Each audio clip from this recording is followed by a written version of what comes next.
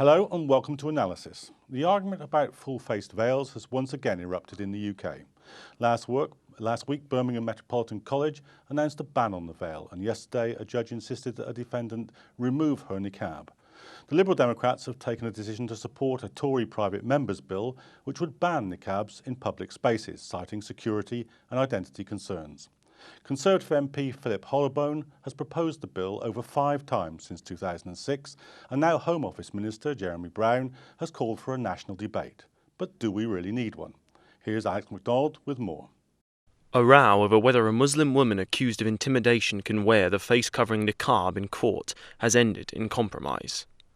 A judge has ruled that she will have to remove her face covering to give evidence, but will be shielded from public view. It is just the latest development in a long-running national debate about the wearing of religious garments in an increasingly irreligious country. The ruling has been hailed as a victory for religious plurality by some sectors of society, but others have been unhappy with the decision. The National Secular Society criticised the ruling, saying, "In the interests of justice, we consider it vital that defendants' faces are visible at all times, including while others are giving evidence. We therefore regret the judge's decision not to require this, despite making the case for it in his ruling." The ruling also comes in the wake of a decision by Birmingham Metropolitan College to reverse a previous decision to ban the wearing of the niqab on campus. These incidents have led to politicians of all stripes weighing into the debate, including Deputy Prime Minister Nick Clegg, who, while supporting the removal of the niqab in schools and at airports, ruled out a ban, saying, "This is a free country, and people going about their own business should be free to wear what they wish. I think it is very un-British to start telling people what pieces of clothing they should wear." Some have questioned whether restrictions on the niqab are compatible with the European Convention on Human Rights, specifically Article 9, which states, "Everyone has the right to freedom of thought, conscience and religion. This right includes freedom to change his religion or belief in freedom, either alone or in community with others, and in public or private, and to manifest his religion or belief in worship, teaching, practice and observance." The rise of anti-Muslim sentiment in the wake of the 9/11 attacks in America provided the main catalyst for much of the debate in Europe. The wearing of the niqab has been on the increase recently, where it might have been hardly seen 20 years ago. For many Muslim women, the wearing of the hijab and niqab has become a symbol of their Islamic identity, in a society perceived to be increasingly hostile to their religion.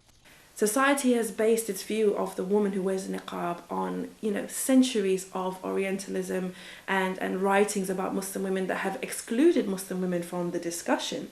And it's always been the assumption that the Muslim woman who covers like that was forced to do so by family, by her community, and she risks some sort of harm to herself if she dares uncover her face. People make assumptions when they see a person like me walking down the street. Perhaps somewhat ironically, the strictest legislation outlawing the wearing of the niqab or burqa is actually in some Muslim-majority countries such as Azerbaijan, Tunisia and Turkey.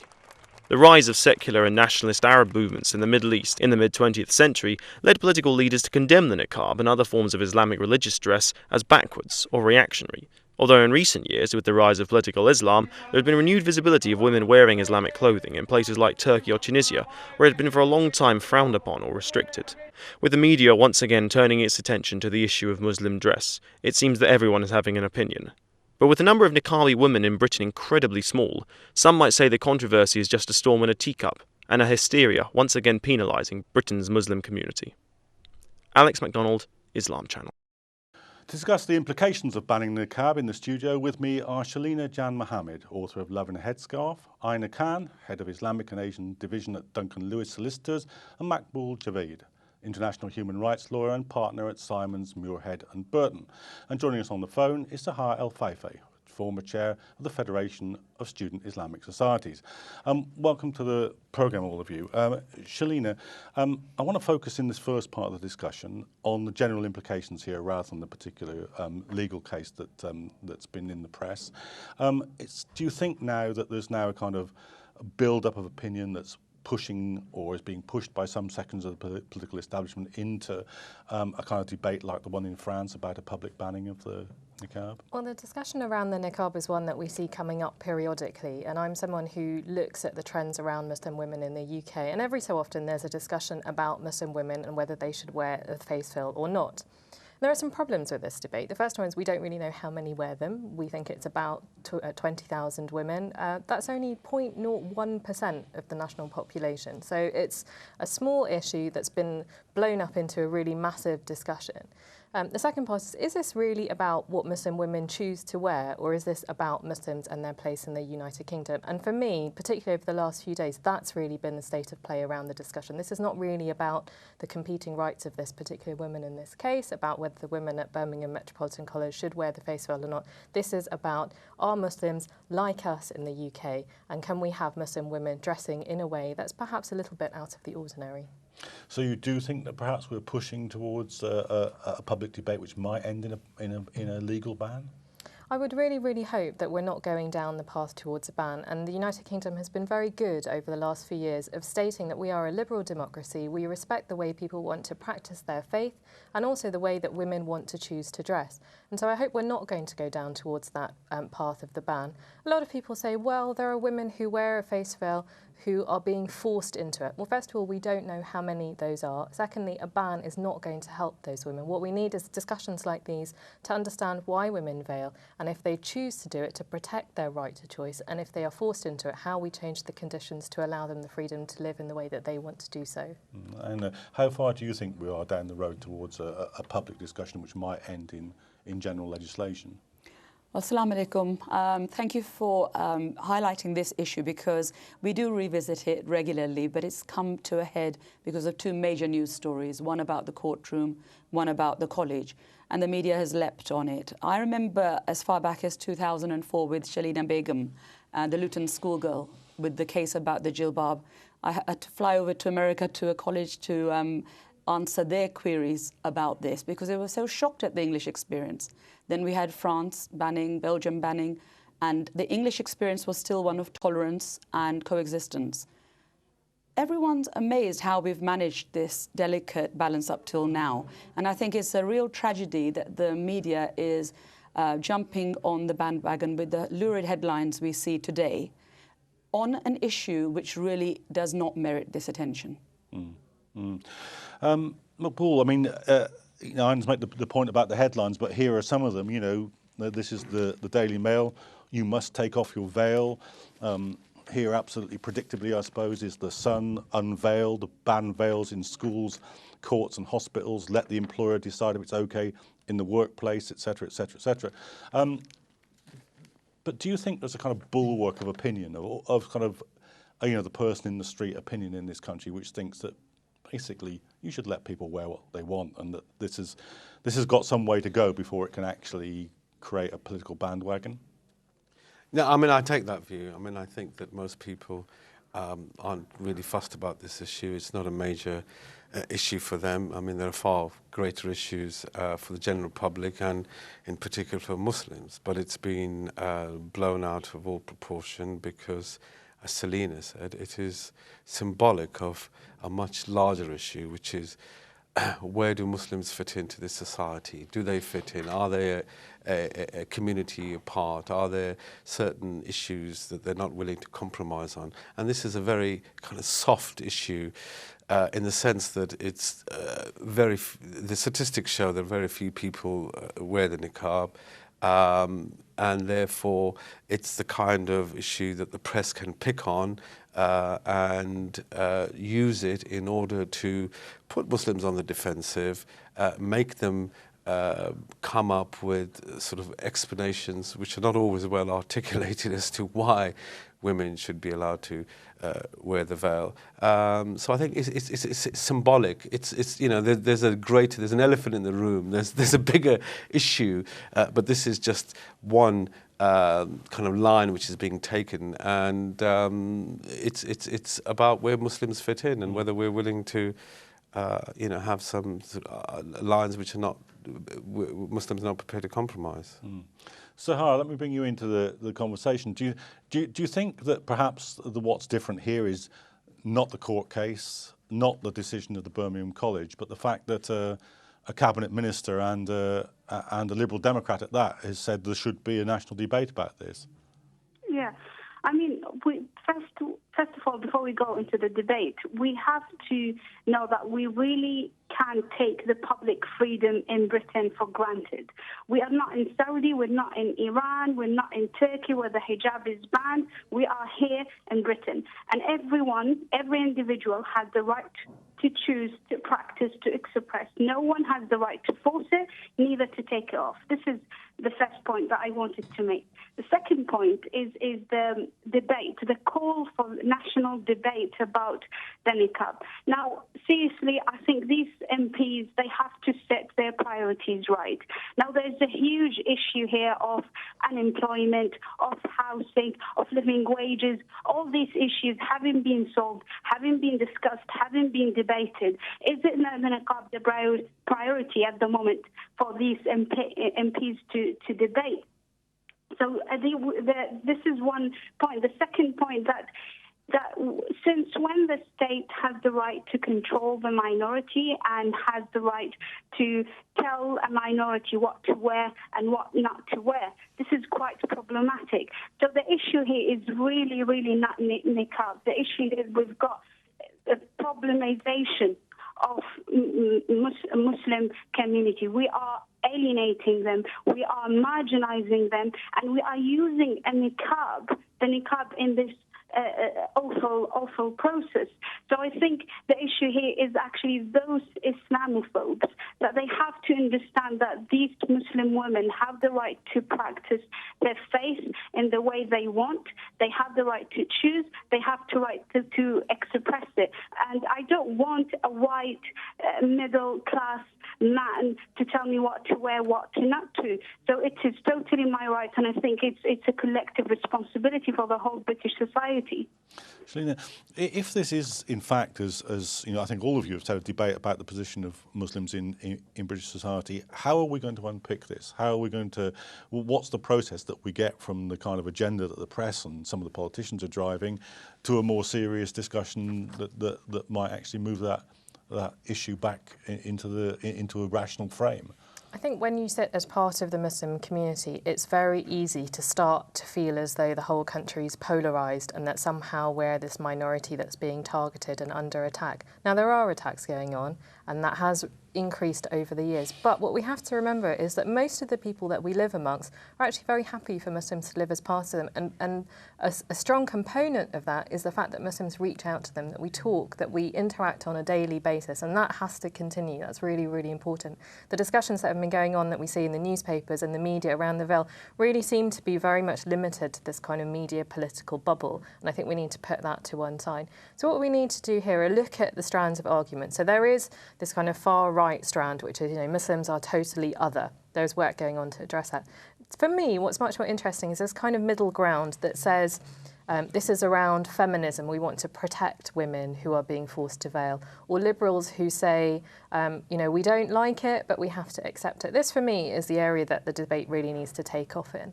And when people talk about feminism and the right for women not to be forced, the discussion is, well, if they're being forced, let's find out who they are and let's create a change to improvements. But actually, for the vast majority of women who wear a niqab, my feeling is that they are far from oppressed. They're actually some of the feistiest, most vocal women that I've come across who are very engaged in the public domain. And I think the same goes for women who wear hijab. And for those people who say, well, we don't really like it, but we're going to accept it, there's a question of getting to know Muslims as people. So I think that is that middle ground that we really need to start addressing. And I mean, what do you think about? I mean, there is a specifically feminist debate about this. With one side is saying no, this is an oppressive thing; it's being forced on them. Somebody on television saying this over the weekend, and then there are a whole number of Muslim women coming forward and saying, actually, this is a choice I've made, and the oppressive thing is to try and force me not to have that choice. How do you think that debate's unfolding now? This is a very old debate, and we really need to bring it into the modern world. We've still got people like Yasmin Ali Bhai Brown saying yesterday, these poor women, they're oppressed. And the secular argument is always young girls are being forced into it at an age they don't know how to make a choice. And so they're growing up without a choice. And those are valid viewpoints. You can see where they're coming from. But Islam is about a middle ground, always. It's about the middle path, no extremism. So I always go back to the root of Islam. How would Islam deal with this issue? And it is very much up to us to see how did Islam flourish throughout the centuries in different geographical zones. And it did so beautifully by taking on all the aspects in the local community that didn't clash with Islam, and to add value to that society. Otherwise, it would have been overthrown the minute people could overthrow it. But they willingly converted to it and adopted it. If we would like to live here as British citizens, we have to follow a middle path as well. I strongly believe that. If the host community majority wants to feel secure in airports, in colleges, in schools, I'm going to say, maybe very controversially, I think they've got a right to ask you to remove your veil so that you can identify yourself. I have no shame in saying that because Islam says the same thing. You can't go to the Haram Sharif, you can't do Hajj or Umrah without removing your face covering. You can't pray without removing your face covering. All the scholars agree that there is no compulsion to cover your face. So if it's not an Islamic imperative, then there is a way of existing in Britain without covering your face. Why do we have to make this a central issue in our lives? We've got so much else to do for Muslims. And that's our real dawah, is to show the best of us in Britain so people come to us and ask us, what is it about your faith that's so attractive to us? I mean, I guess in a way, part of the, or perhaps more than a small part of the problem is that it's not Muslims that are making this the issue, it's others that are making this the issue about Muslims. And maybe, do you think, Makbool, do you think that there's also a kind of political reaction? We're 10 years, or more than 10 years, a dozen years and more into the war on terror, into this whole, narrative of Islamophobia that emerged from that. Do you think there's a sense that perhaps the adoption of certain forms of religious observance is a reaction to that, perhaps, and we might see it as a parallel to the way in which blacks in America, in the face of racism, adopted various cultural icons, African-based ones, the Afro haircut in the 60s? No, of course. I mean, I think there's a lot in that. I think the starting point has to be, and it may be sort of reiterating the obvious, but this is a smokescreen. This is not an issue which affects the majority of Muslim women. A few practice it, and we could talk about, whether that's permissible as far as English law is concerned and Sharia. But I think that what will happen is that there will be a reaction, that the more that the issue comes up, the more young people, as they always do, will want to be defiant, will want to do something which is seen as rebellious, and more people will adopt the niqab. And that's the sort of anecdotal evidence, certainly so far, is that more and more women will do that because they will want to be able to say, look, I can do what I want, wear what I want, where I want, and how I want. And the more you push, the more I will resist. And so there is a real danger that this will become more of an issue in practice than it really ought to be. And I go back. Interestingly, you raised the issue of war on terror.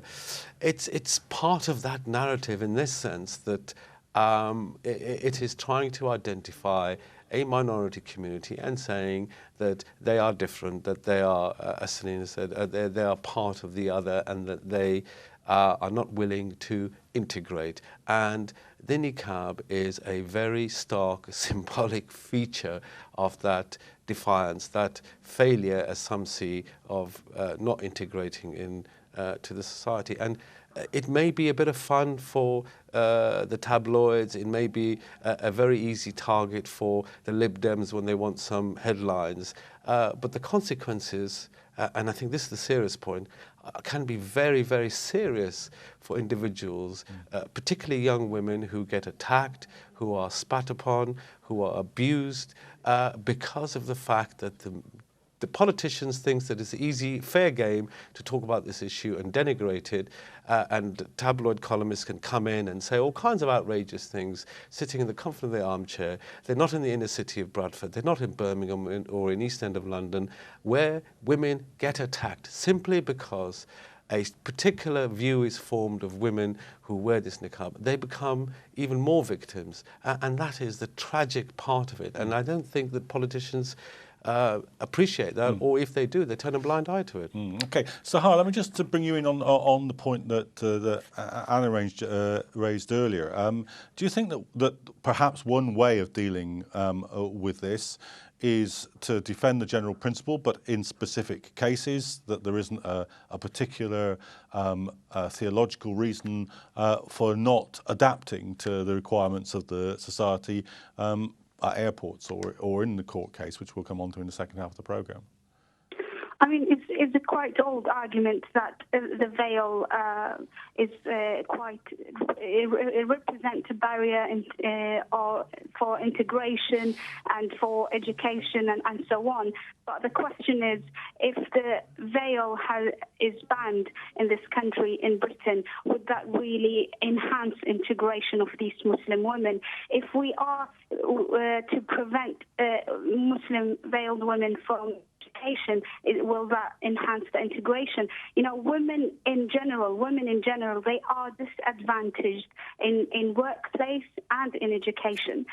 But for Muslim women, is double, if not even triple, the disadvantage. And it's not helping to ban them from or making the education not accessible to them. And it's the same thing for the court, or the niqab or the veil does not really represent a barrier in the path of justice. Shelina, what do you think about this? Do you think there is room for both insisting on the principle but compromising in certain cases, or do you think that's unlikely to be the way it pans out? For Muslims, there are always compromises to be made in the practice of principles. So we have principles that we live our lives by, but there are always exceptions to those in case of need. And I think, for example, the case that we've just had in court, where the judge has done a ruling that a woman who is wearing niqab can continue to do so, but under certain restrictions, she'll be asked to lift her niqab in order that justice should be done and that justice should be seen to be done. And I think that's actually very reasonable and very fair judgment. The judge has gone out of his way to try and accommodate her practice of her religion. I think when we think about things like security at airports, I think it's also fair there to look at identity and security. So I think on a case-by-case basis is really how we need to address the issue going forward. What I'm opposed to is this kind of sun-promoted general ban of women wherever they are. Because really we don't want to go down the route of living in a country where we can tell people what they can and can't wear, why they can wear it and where they can't wear it. And really, as an aside, it's somewhat of a joke to have Sun that has the page 3 talking about unveiling women. I mean, it just continues to put them down that route that they're really not promoting a feminist argument here. This is about trying to force a particular minority to behave in a particular way. And I think what women who wear hijab and wear niqab have said is that we're open to having these particular instances where we can find an accommodation, but that needs to be done in a way where there's an understanding and an acceptance rather than a kind of forcing and a fight and some kind of hostility to Muslims. And that, I think, is the wider perspective of the debate, is how we're going to have a dialogue about Muslims' place rather than just forcing them and constantly putting them under this barrage of negativity, which seems to be what politicians and the media want to do. I mean, I know this is an old story with the media because they will, habitually pick on, one particular, perhaps reasonable case and create a completely illegitimate connection to a more general argument. So is that where we need to draw the line? I mean, as I say, this has been, if you look back at the press's treatment of figures like Ken Livingstone or Tony Benn or trade unionists in the past, they will pick on one thing where they can get the sympathy and then blanket operation comes out of that. I think it's a lot more serious than we realise. In a recession, which we are going through now, and I don't actually agree that this is a turning point. I think it's rather fake what's going on with the good news stories about the economy.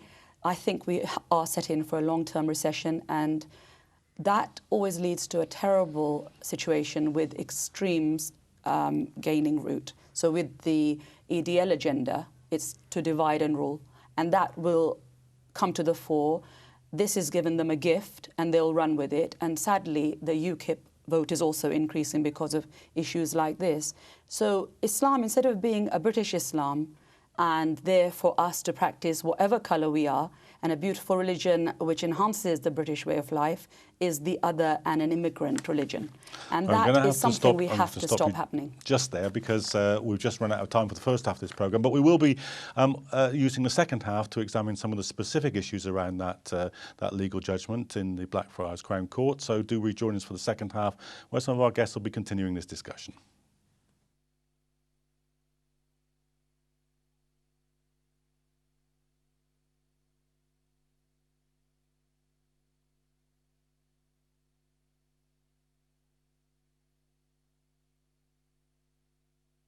So the camera, yeah. Camera one, yeah.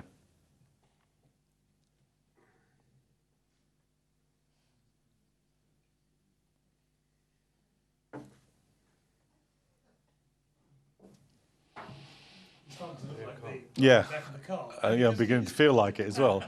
Just do some still ones.